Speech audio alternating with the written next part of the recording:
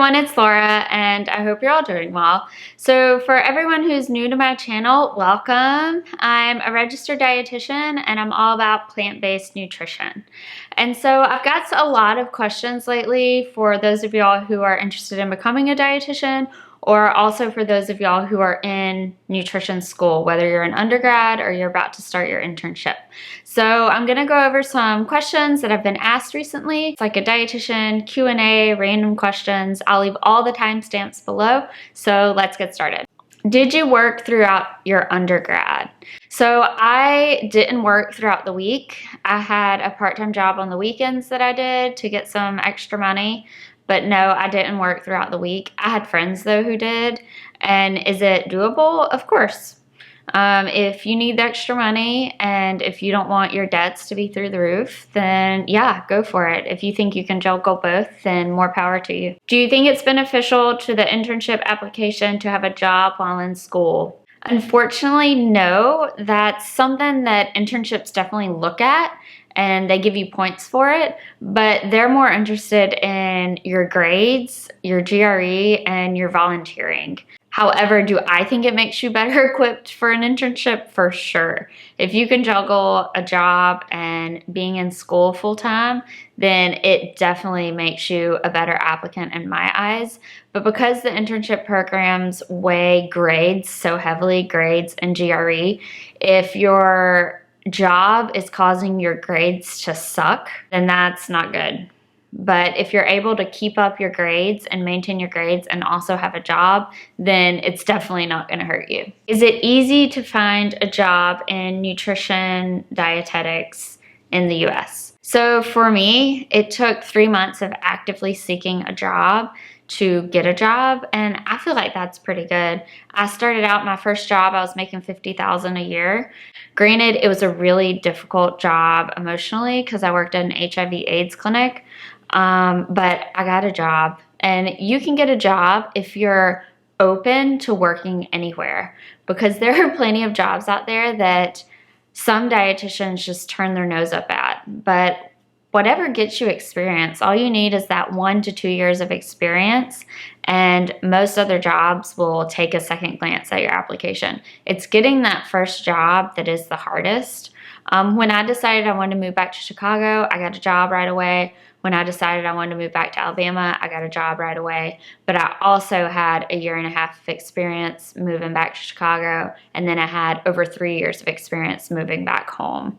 And so it's the first job that's the hardest. So as long as you're open to getting a job in any field, in any area of nutrition, then you'll find a job. I'm really interested in becoming a dietitian. However, I'm scared of having debt. I do research on it constantly, and it has said that within the next few years, dietitians will need to have a master's degree, and they only get paid $18 to $30 an hour. So this is insanely valid, and this is an excellent question. And this is something that if I could go back, I would still become a dietitian for sure, but I would hesitate because of this. Because we don't make a boatload of money, and the ones who do make a lot of money, it's because you do things on the side. So if you're willing to take on extra work on the side, to be a consultant at a nursing home, to do things for restaurants, to do online stuff, to do Skype counseling, to do meal plans like I do on the side, then you'll make plenty of money. But if you're just wanting a 9-to-5 job and you're wanting to make a lot of money, then dietetics genuinely and honestly isn't the area for you. Can you climb up the ladder and make more? Definitely. There are dietitians who are in managerial roles that make 6 figures, and it is very doable. However, the majority of those are in a bigger city. It's not like my manager doesn't make 6 figures, and I live in Alabama. She doesn't even make close to 6 figures, and she oversees 5 dietitians. And so it definitely is something to keep in mind. If you work in a bigger city, then you can climb the ladder. I know at my old job, we had a clinical ladder. So with every clinical jump you made, you got a 10% raise on top of a 2 to 3% raise every year. And so it depends on the job. You know, like you can make a decent salary. However, a lot of times it makes time. You're not going to come right out of nutrition school making $75,000 a year. It's just not going to happen. But if you're willing to put in the work and the time, if you really want to work in a hospital and you live in a big city and you find a good job and you stay there and you allow your salary to increase year by year, even if it's a little increment every year, then you can make a decent amount of money. Also, like for me, I do stuff on the side and that supplements my income. I work in Mobile, Alabama at not a like small hospital, but not a huge hospital. But I do stuff on the side.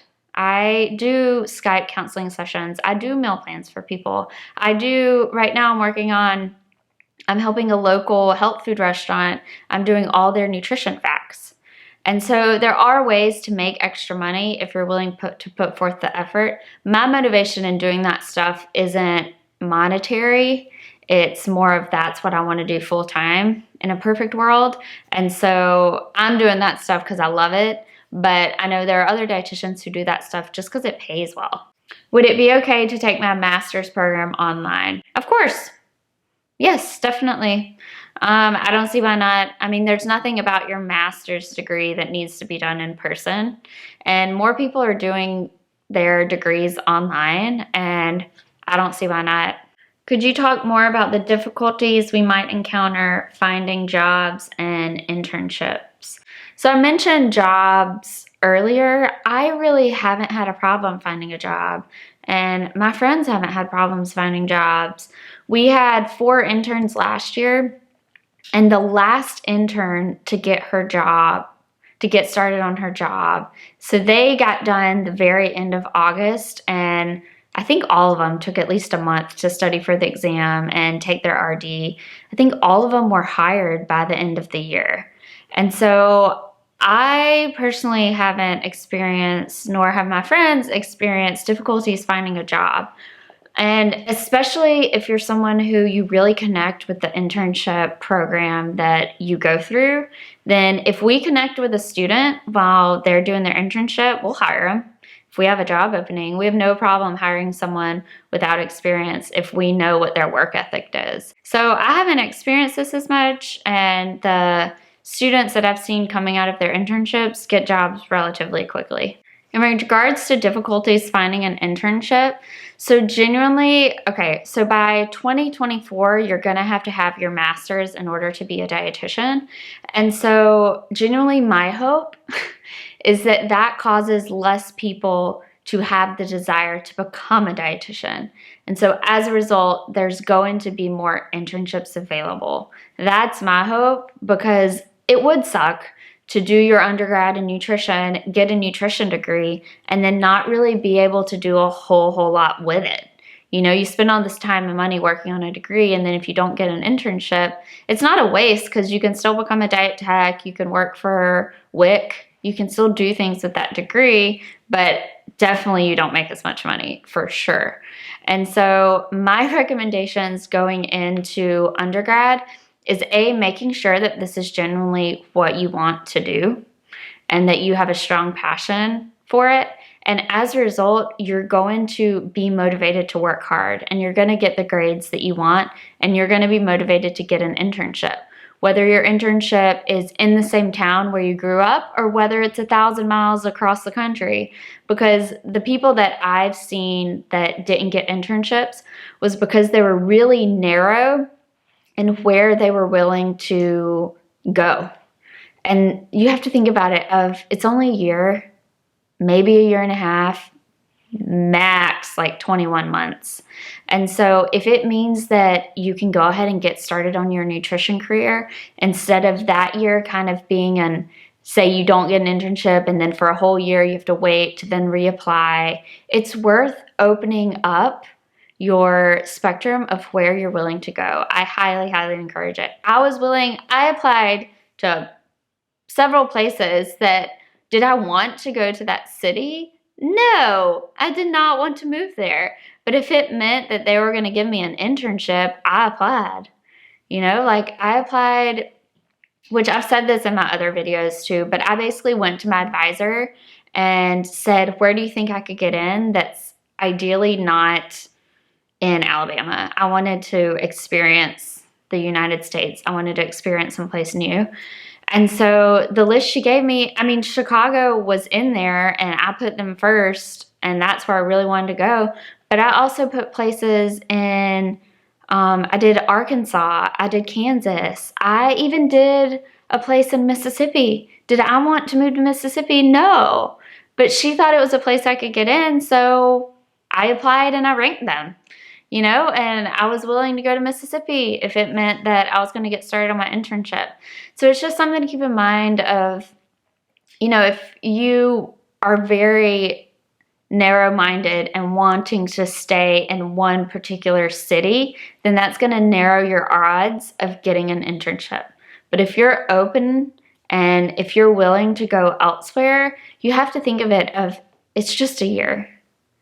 You know, that year, if you don't get an internship, you're just going to be doing some odd-end job probably, waiting to then apply again, instead of being open to moving somewhere else if it means that in that year you're done with your internship.